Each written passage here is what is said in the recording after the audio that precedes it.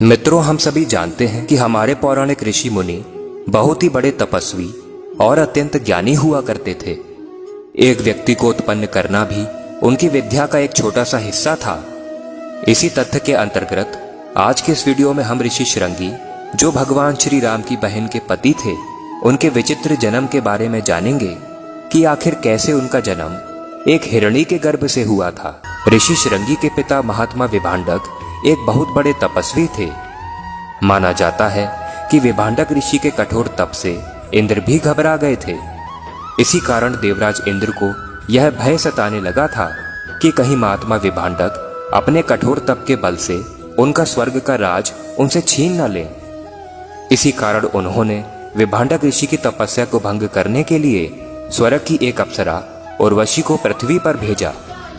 फिर जब अगली सुबह महर्षि विभांडक सरोवर में स्नान करने गए, तभी देवराज इंद्र की भेजी हुई अप्सरा उर्वशी बड़े ही कामुक अंदाज में सरोवर के पास आई और सरोवर में स्नान कर रहे विभांडक ऋषि को लुभाने लगी। उस कामुक उर्वशी को देखकर महात्मा विभांडक के मन में तीव्र काम वासना जाग उठी, जिस कारण उनका वीर्य पानी के अंदर ही गिर गया। वीर्य गिर जाने के कारण महात्मा विभांडक की तपस्या भंग हो गई, जिसके पश्चात महर्षि विभांडक को बड़ा पछतावा हुआ। पछताते हुए महर्षि विभांडक अपने आश्रम में चले गए। फिर कुछ समय बाद एक प्यासी हिरणी उस सरोवर के पास आकर सरोवर से पानी पीने लगी, जिसके साथ साथ प्यासी हिरणी महर्षि विभांडक का पानी में गिरा हुआ वीर्य भी पी जाती है, जिस कारण वह हिरणी उस वीर्य से गर्भ धारण कर लेती है।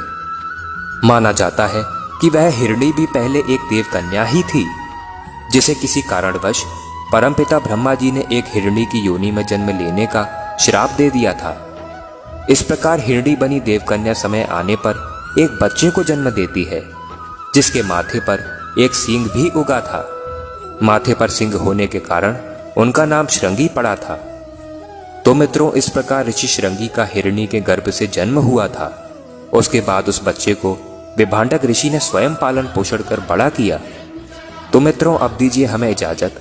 आशा करता हूं कि आपको हमारी यह वीडियो पसंद आई होगी।